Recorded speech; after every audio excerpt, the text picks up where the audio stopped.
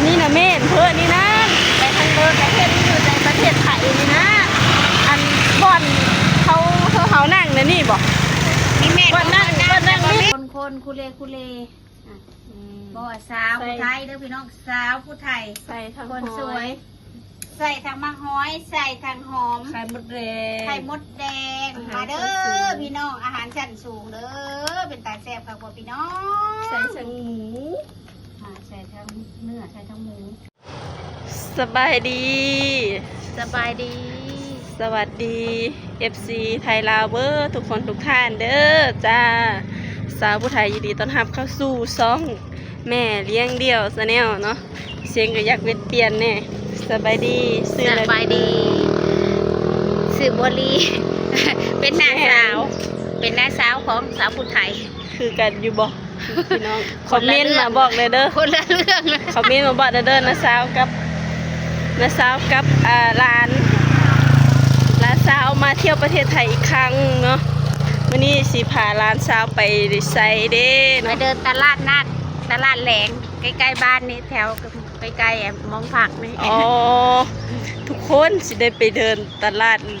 นัดตลาดอยู่ฝั่งไทยอีกแล้วเนาะไปเบิ่งนำกันว่าสิได้ห้องอยู่ห้องกินอาหารธรรมชาติบ้านเฮาหลายเยอะแยะบ่เนาะพี่น้องอยู่เมืองไทยนี่ก็สะดวกสบายเนาะอยากกินย่างก็เดินไปตลาดพี่น้องเอ้ยชีวิตที่สะดวกสบายว่าจังซั่นสิขอเพียงว่ามีเงินเนาะ สบายทุกที่ ทุก อยาก เว กิน ลา ยังก็ได้ขอให้มีเงิน แม่นแต่อยู่พังไทยนี่บ่แม่นฤดูมันก็ได้เด้ ได้ทุกฤดูกาลมีอาหารทุกฤดูกาล แม่น ถ้าบ้านนอกเขานี่ตามฤดูพวกบ้านนอกเขา แม่น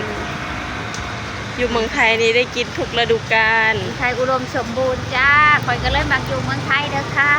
แม่นคอยก็มักประเทศไท ขอย บคุณประเทศไทยหลาย แม่น ๆ ที่เป็นที่พักพิงให้อัน แรงงานลาวเนาะ แรงงานลาว แล้วก็ทำให้มีอยู่มีกินมีเงิน เลี้ยวซ้ายแต่รถเยอะ มีเงินสร้างบ้านมีเงินเลี้ยงดูพ่อแม่เลี้ยงตัวเองเนาะ เลี้ยงครอบครัวเลี้ยงลูก แม่นไปวันละกับไปเบิ้ ก็ ง เลยไป ตลาด ไปดูตลาด นำกันเลยพี่น้องนะสาว อ่ะ อันนี้นะเมนเพื่อนนี่นะไปทางเดินประเทศที่อยู่ในประเทศไทยนี่นะอันบ่อนเขานั่งนะนี่บอก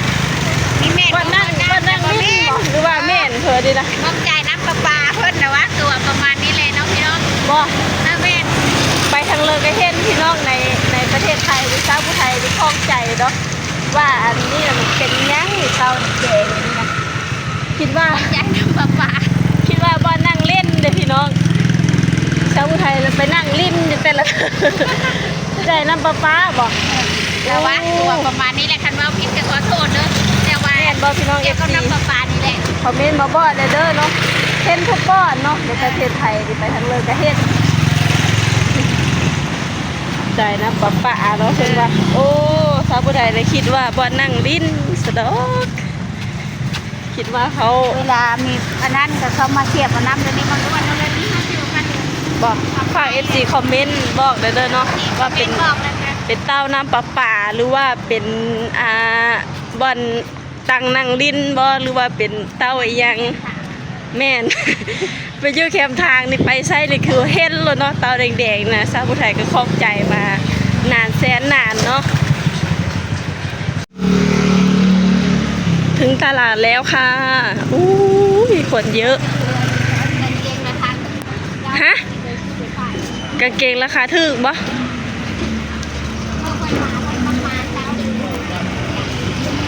คนหลายๆพี่น้องป้าตลาดแรงอยู่ที่บางกรวย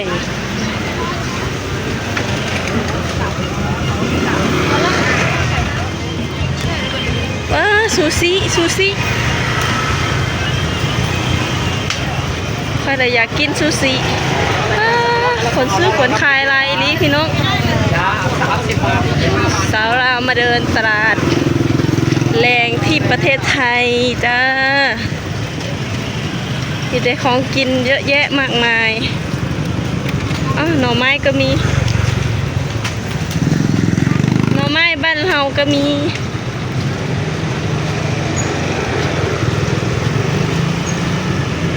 ว้าว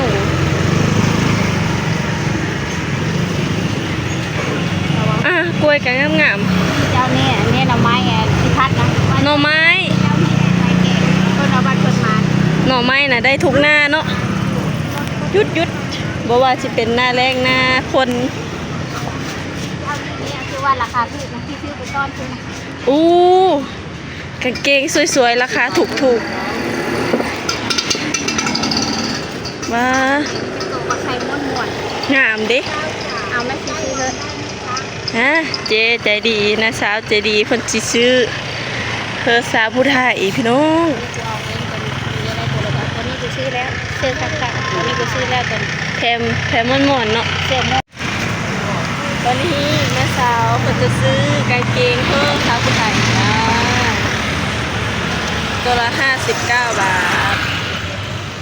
ใส่เล่นใส่ กางเกงเนาะกางเกงใส่เล่น อันนี้ก็สวย สีแดงก็สวย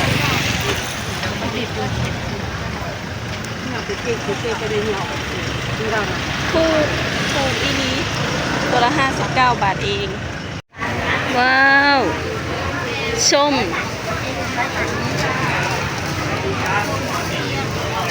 เลือกเอาตามใจเลย โลละ50 บาทบอก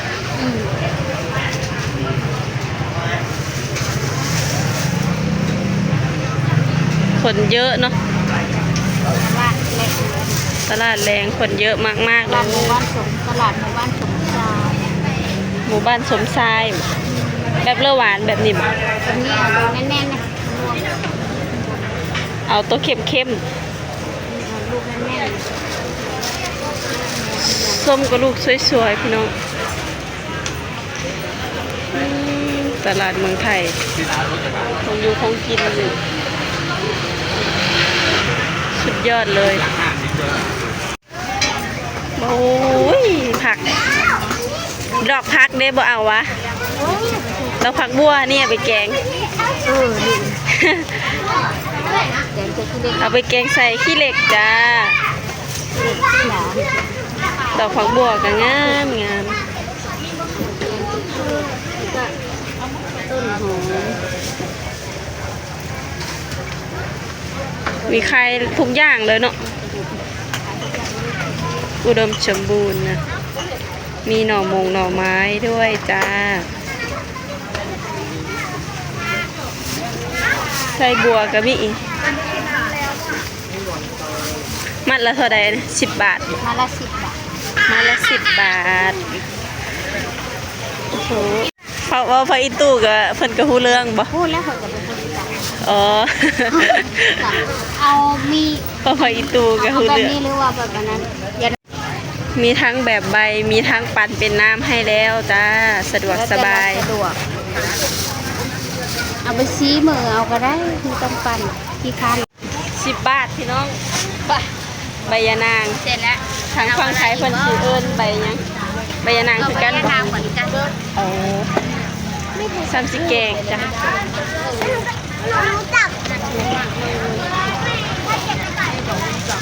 ส้ม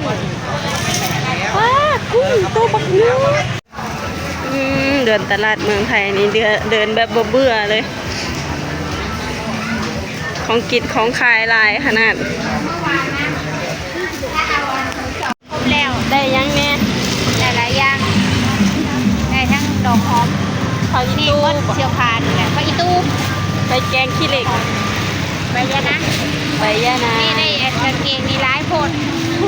แมนกางเกง ระวัง 3-4 ตัว ได้ส้มด้วยจ้า ได้ส้มถูกลอตเตอรี่แล้วซื้อส้มให้ จ้าขอบคุณหลาย ๆ เด้ ซื้อกา อง เกง น้าสาวถือลอตเตอรี่กะซื้อกางเกงให้สาวผู้ไทยเนาะแล้วก็ซื้อส้มซื้อเครื่องไปแกงขี้เหล็ก สู่กินเนาะ สีน้อยนะปกติเพิ่นจะเอาค่าธรรมเนียม80บาท บ่ แล้วจะบาง ดีแล้ว ไปมั้งแล้วแต่ตลาด ขอบคุณเจ๊คนสวยงวันหน้าเขาให้ถูกรางวัลที่ 1เด้อ จะโทร สาธุสาธุ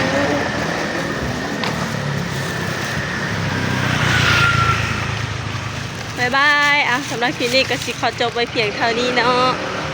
ฝาก